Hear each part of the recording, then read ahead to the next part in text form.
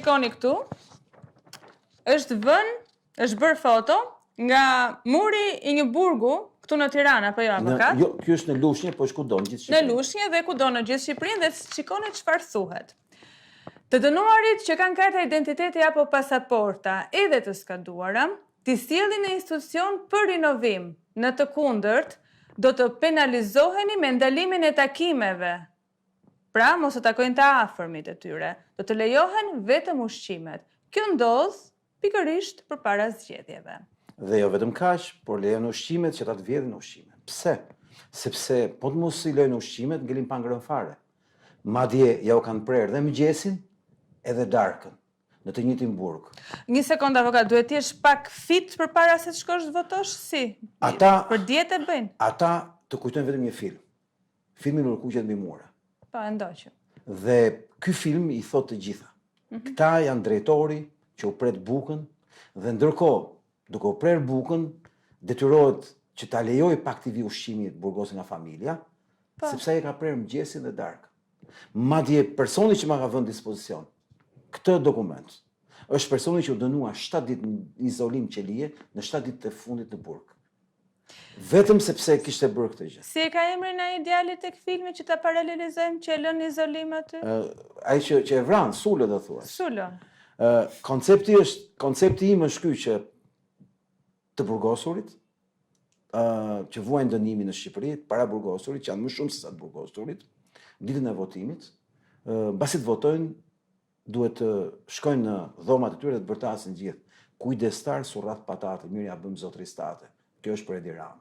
Sepse sjell njësoj, se ti ka i film, Kadri Roshi, si ai lloj personazhi dhe si drejtori i qendrës së jetimores të këtij filmi kaq të realizuar mirë, do thoja unë, sepse i shkon shumë këtij realiteti në burgje. Si ka mundësi drejtori i burgut i thot burgosurve, pos më dhat kartat, pos më dhat pasaportat, unë do t'ju pres takimet me familjen. Ç'është ky sjellje ç'njerëzore? Ç'është ky lloj kuptimi kaq absurd? Deri këtu arrin shantazhi dhe dhuna, dhe unë ka të bëjë me faktin që ta nxjerrim si një çështje që në burgjet menjëherë komision ndërkombëtarët të marrin pjesë në proces. Ndërkombëtarët të monitorojnë burgjet. Pse? Të gjitha votat në burgje janë kundër pushtetit. Ja u them unë pse.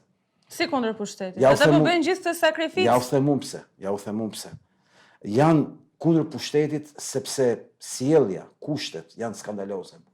Vetëm një band mafioze, që ka gjithë kushtet e duhura sepse është band mafioze, mund të ndihet e kënaqur me pushtetin. Ma kupton në një rast. Po të gjithë burgosurit ndihen dhe të gjithë paraburgët ndihen krejtësisht të dhunuar në të drejtat e njeriut, sepse gjitha raportet ndërkombëtare tregojnë gjendjen skandaloze në burgjet tona. Njerëzit vdesin në burg për mungesë shërbimi, vdesin në burg për shkak të llojit ushqimit që janë, vdesin në burg për shkak të kushteve që kanë, mungesës ngrohjes etj etj. Domethënë burgjet tona janë si ato burgjet e vendeve të botës tretë, që mirë ai që bie kurse kur futet njerëz të tyre, i fusin në dhoma të veçanta, siç Terion Velia, siç është Beqa, siç janë ca të tjerë. Pra, pse këto rrin shumë dhoma me kondicioner? Me kondicioner, me televizor, me gjithçka të mundshme. Dhe koncepti jonë është ky, që ndërkombëtarët duhet monitorojnë në mënyrë prioritare komisionet e votimit në burgje dhe opozita do ta bëjë këtë gjë, sepse aty po bëhet manipulim. Duhet me shpjeguar burgosëve që vota atyre nuk merret veç se për koha.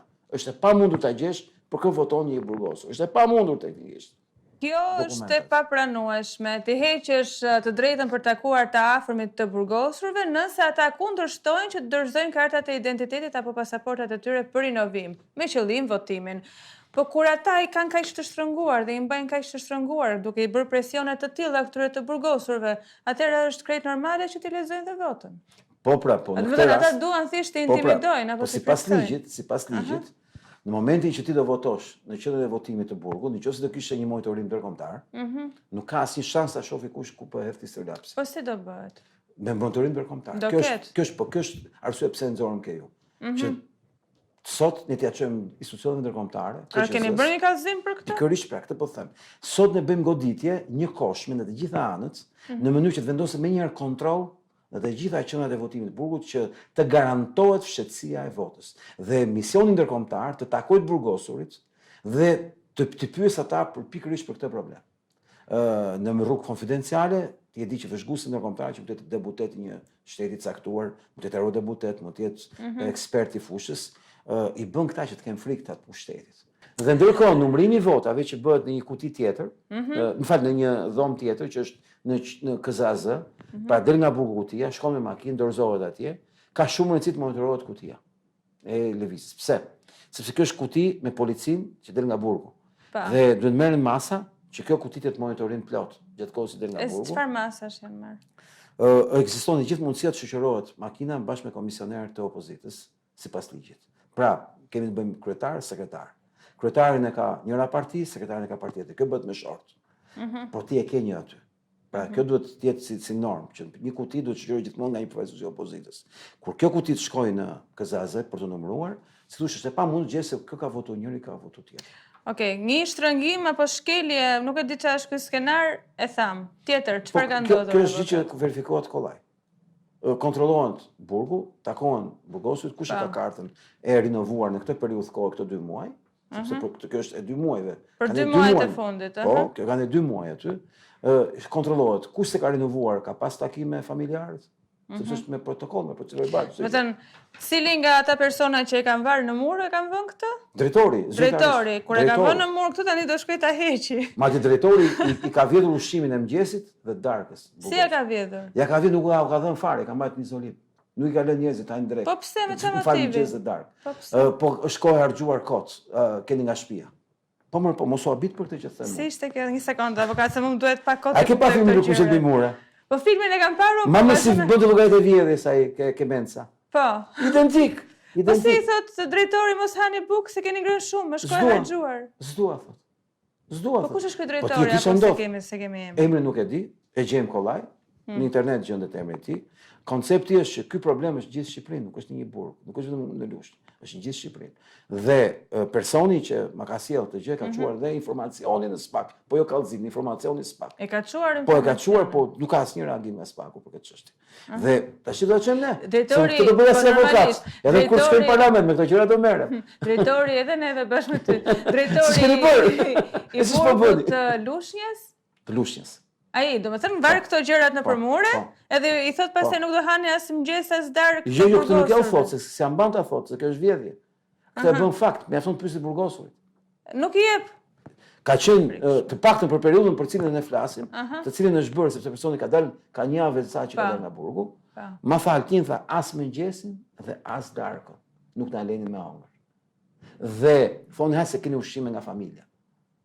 Dhe hanin drek më shumë, sepse nuk dori unë të angazhoj gjithë organizimin për të nxjerrë juve. Nuk kanë kohë ata, janë të ngarkuar. Kje parasysh diçka që në Shqipëri ndodhi një fenomen unik në Europë dhe në botë, që ne kemi më shumë para burgosur se të burgosur.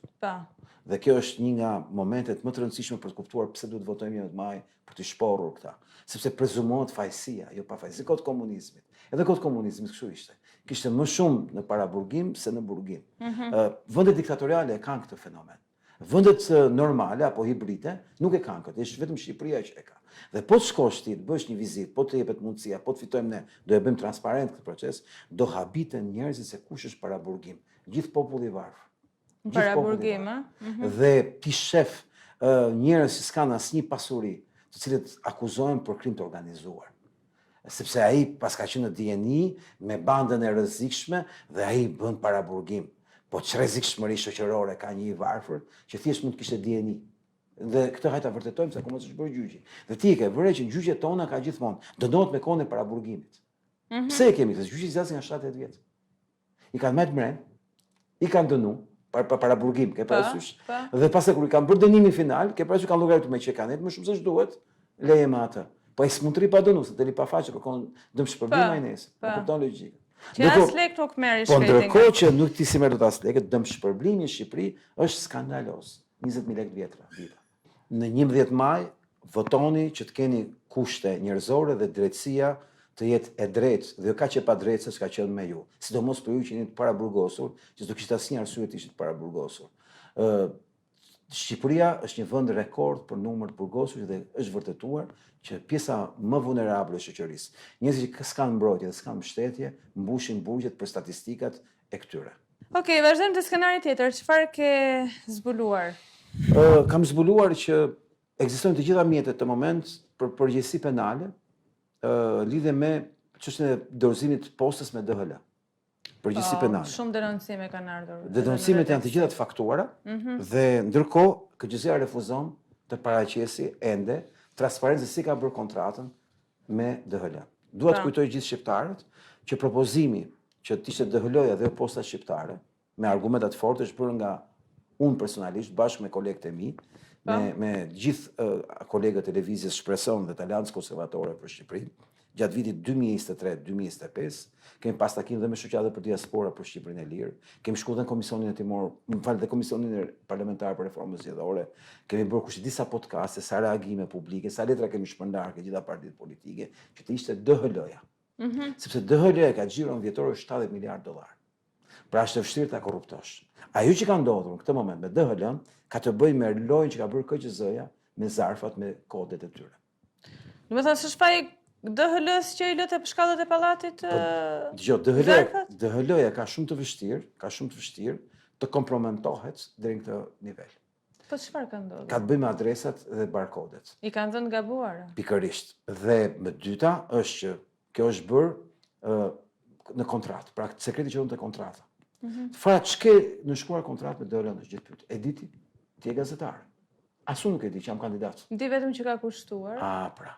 Tani ka një kontratë ku thuhen detyrimet e DHL-s. Përgjegjësitë e DHL-s. Po. Që DHL, duke qenë një nga agjencitë më të fuqishme në botë, me avokatët më të mirë në botë, i di se çfarë janë. Dhe pra faji nuk është i DHL-s, por është i kontratës që ka bërë KQZ-ja me DHL. Dhe kjo është përgjegjësi penale. Totalisht e atyre që janë bërë. Ju keni parë zarfa pa flet votimi brenda. Po. Keni parë zarfa me barkod të gabuar. Po mirë tani, besoj se KQZ-ja nuk ka shkruar aty në kontratë që zarfat i dorëzohen qytetarit pa zarf votimi brenda. Pikërisht pra, na e nxjerrë kontratën dhe ne shohim e ka shkel DHL-ja apo e ka shkel KQZ-ja. Sepse DHL-ja mu thotë, unë s'kam detyrim. Ma kuptuat logjikën. Po mirë, zarfat është ja i përgatit KQZ-ja. Po.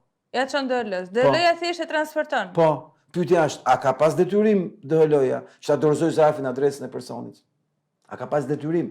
Jo të drejtë, por detyrim do thotë, do t'ja çosh në këtë adresë, do ta marrësh telefon, do lesh takim. Pra dhe kjo ka të bëjë pse? Çfarë ka ndodhur? Njerëzit janë punë. Po. Nëse të vjen njëri që se di fare ku je ti, tani aty zgjen dhe thotë, Te shkallët e pallatit i kanë lënë. Pse? Sepse ka shumë vende që zarfat lehen tek kutia postare e personit.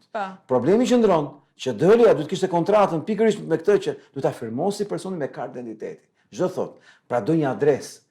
Nëse kam një adresë, a jam unë personi? Apo është një tjetër? Pse? Çfarë kanë bërë? Socialistë të organizuar kanë marrë nga 10-20 zarfa për tjerë. Dhe aty ka ardhur mesazhi që ti ke votuar, ndërkohë ata s'kan marrë zarfin. Po pse është bërë kjo? Është bërë sepse ai ke shkruar në kontratë që kur ta dorëzosh zarfin, ai do të nxjerrë një kartë identiteti. Apo jo? Pra, ma sollën mua me Altin Goxhaj, jo dali Hasan Hyseni, dali Altini Tamari. Kishin dalë se maroken, tunizian, atje në Itali, kishin marrë zarfat tonë, kishin firmos. Dhe po qeshnin. Po. Dhe po tallesh. Pse? Sepse nëse ti ke bërë një kontratë që të mos e dorëzosh zarfin pa kartë identiteti të personit, pra pa një dokument, një ricevut, pa një provë inkriminimi nëse ti nuk je ai, do thotë që ti e ke zgjidhur problemin për ta manipuluar. Më kuptuat logjikën. Pra këtu çështja qëndron që KQZ-ja ka mbajtur sekret kontratën se aty fshihet gjithë manipulimi që po bëhet me votën e diasporës. KQZ-ja është përgjegjësi kryesor. Më duket shumë sikur je gati për një spak tani. Këtë dua të bëj. Avokatin do më bëj. Do merresh me këtë? Po pikërisht me këtë po merrem. Dhe me këtë KQZ, duhet t'ju kujtoj që siç e kam deklaruar dhe ke ju kur kam qenë i ftuar javë më parë, unë kam paraqitur në emër të partisë dhe në emër të kandidimit tim kërkesën për seancë dëgjimore për transmetimin live të kamerave të numërimit. Pra IP-ja e tyre të mos ishte private, por të ishte publike, që të gjithë ne t'i shohim. Dhe thash që kjo kushton fare pak për ta bërë në një formë shumë të organizuar. KQZ-ja ka refuzuar të përgjigjet, më shpërgjur për 2 çështje tjera, por këtë refuzon të përgjigjet. Po pse refuzon? Pse nuk do të jenë publike, pse duhet të shohim? Sepse nëse do bëshin publike, do guxonte kush të vite një vot. Më kuptove logjikën. Më thënë KQZ-ja do që të viten vota? Absolutisht, unë akuzoj publikisht KQZ-n që ka heshtur për propozimin ton që është mirë pritur kur e kemi bërë para 4 javësh parlament, një falë në KQZ, Po. Dhe që unë ja çova me dokumenta zyrtare. Dhe këta refuzojnë edhe të më japin përgjigje që s'do bëhet një seancë, do bëhet një takim. Pra, kanë refuzuar të japin çdo lloj komenti për këtë gjë. Tregon që Celibashi zyrtarisht është i interesuar që të numërohen me vjedhje fletët e votimit, se ndryshe me propozimin ton, do e botë edhe i tender, do bësh edhe në lek për vetën e tyre, por mbi të gjitha, çdo shqiptar në diaspora apo në Shqipëri, do e shifte në ekran në kutin numër 7, si po numërohet. Pra, PD, PS, e tjerë, kandidatët e listës së hapur.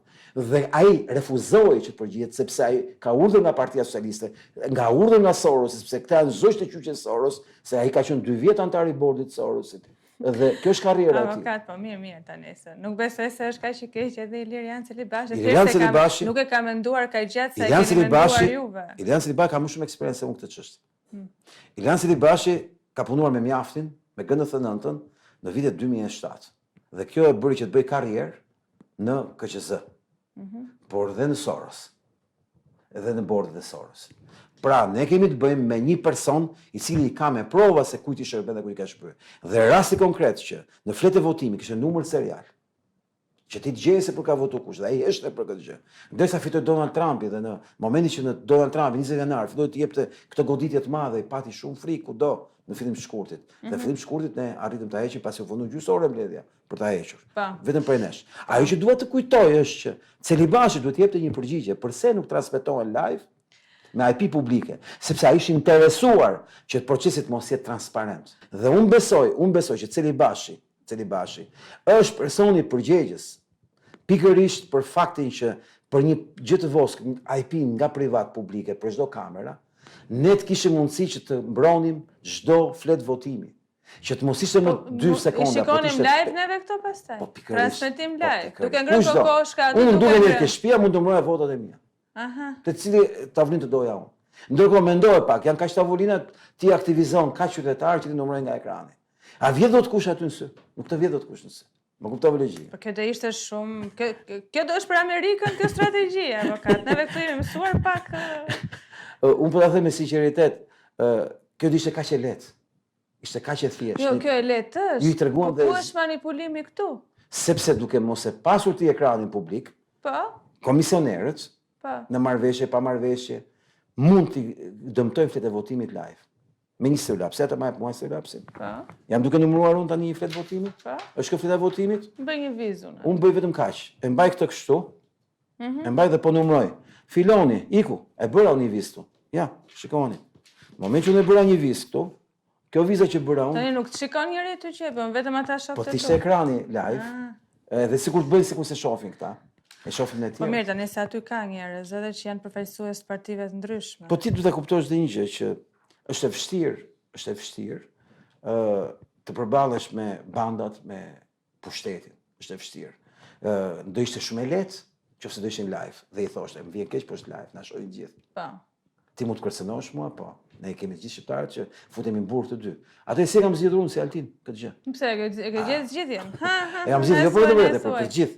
Ne kemi formuluar që del pas nesër një formular online, që është në aplikacion, që çdo kandidat për deputet, çdo subjekt, çdo vëzhgues. Në moment që konstaton një vjedhje vote, e ka gati kallëzimin, vetëm shkruan numrin e dhënave. Pra, tavolina numër kaq, ora kaq. Asgjë tjetër. Dalin automatikisht dhënat. Pse? Se gjithë kush është komisioneri, kush kanë vjedhur. Dhe të gjitha këto shkojnë në SPAK. E dyta, që është më e rëndësishme. Një sekond. Po. Këtu duhet jetë dëshira e mirë për ta raportuar. Po, kemi raste kur nuk e kanë dëshirën, ose nuk arrin dot fizikisht. Kemi gjetur zgjidhjen. Sipas ligjit unë kam drejt marr videon e çdo tavolinë në qarkun Tiranë. Do i marrësh apo? Jo vetëm që do t'i marr, por kam bërë premtim publik. Siç rri 24 orë në transmetim live në këtë periudhë kohë që jam në fushat, unë do e kaloj verën, maj, qershorin, korrikun kushtin, shtëpinë kam në plazhin e Durrësit, kam bërë gati dhe lokalin ku do rri. Nga mëngjesi deri në darkë do numëroj çdo flet votimi në çdo tavolinë. Me duke gjuajtur mint që ka vjedhur vot. Kush tjetër ai? Po çfarë do të bësh këtyre pasaj që kanë vjedhur? Sipas ligjit, pas kodit penal dhe kompetencës që ka SPAK-u për krimin zgjedhor, këta njerëz kanë të sigurt që unë do t'i kallëzoj penalisht, në SPAK do t'i ndjek personalisht vet. Dhe çfarë thot ligji? Ligji thot që pasi prokuroria bën jetim, e pushon, e vazhdon etj, viktima, kallëzuesi në këtë rast, ka të drejtë ta kundërshtojnë gjykatë vendimin e prokurorisë. Në shkallë të parë, shkallë dytë, shkallë tretë. Mendoj pak, një 15 vjet Altini nga mrapa. Ma e mund 15 vjet nga mrapa, si ndahem. Rri vitin e parë, vazhdoj pres të veproj Spaku. Spaku nuk vepron. Shkon gjykat për të pushu. Aty që prem Po gjykat. me këta vëzhguesit, me këta njerëzit që do jenë komisionerët aty, ë? Po. Dhe si ndahem, mendoj, iku viti i parë. Po pse Unë po ja ndava se vështirëson? është 20 vjet. Që ka nuk ta, që më vjen votën e mia. Altin, pse ja vështirëson jetën komisionerit? Unë e kam zgjidhur këtë punë. Legislacioni jon ka përcaktuar të rregulla loje dhe afatet gjyqësore janë këto. Tash ai duhet të jetë gjithkohës në ndërtim nga Spaku, sepse sipas ligjit, nëse unë kundërshtojnë shkallë të parë në gjykat dhe kjo shkon pastaj në apel kur të vi radha, kjo çështje ngjitet Spak akoma. Kur e pushon dhe apeli, unë kam vetë të çojë gjykat lart. Por ai duhet të jetë gjithë jetës nga mbrapa me Spaku. Një gabim bëj ai, një përgjigje se kanë vetë ta përgjojnë pastaj. Ai e hëngri. Pra, edhe pse nuk do bëhen publike pamjet, Altini do t'i kërkoj pamjet se e ka të drejtën. T'i kërkoj, do t'i shikoj një nga një. Dhe di si do e bëj? Do i transmetoj të gjitha videot online. Të gjitha. Do i marrë nga KGZ-ja si pas ligjit. I e di përsa i marrë, për 48 orë të gjitha. Në një hard disk të madh 6 tera. Se kështu e ka. Se kemi eksperiencë. Ka marrë dhe njerën për 2021. Po jo për vete, për një tjetër. Dhe s'kisha kohë të harxhoja. Kuptohet. Tash e kam kohën unë. 4 muaj. Ç'do bëj unë verë? Do relaksohem, do lexoj dhe do numëroj votat. Dhe do t'i nxjerr online që të gjithë kandidatët e tjerë të numërojnë data vetë, se mund të gatrohen. Do ju bësh nder edhe këtyre të tjerëve. Po, më fal, ne nuk e bëjmë për vete. Ta u them sinqerisht, unë jam avokat i interesit publik.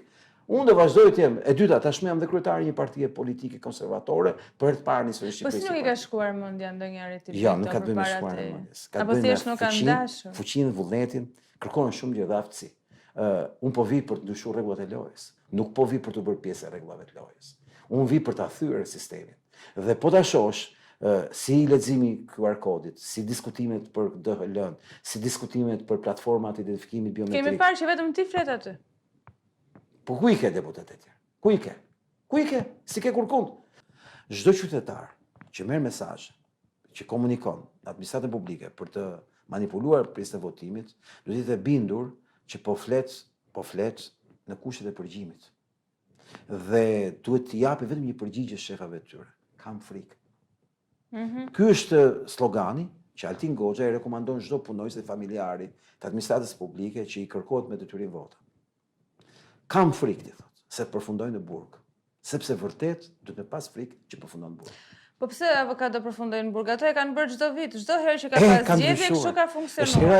Është hera e parë që kanë ndodhur 3 gjëra njëkohësisht dhe që ky është një, si thosh, mesazh shumë i rëndësishëm për gjithë shqiptarët. Ka fituar Donald Trump.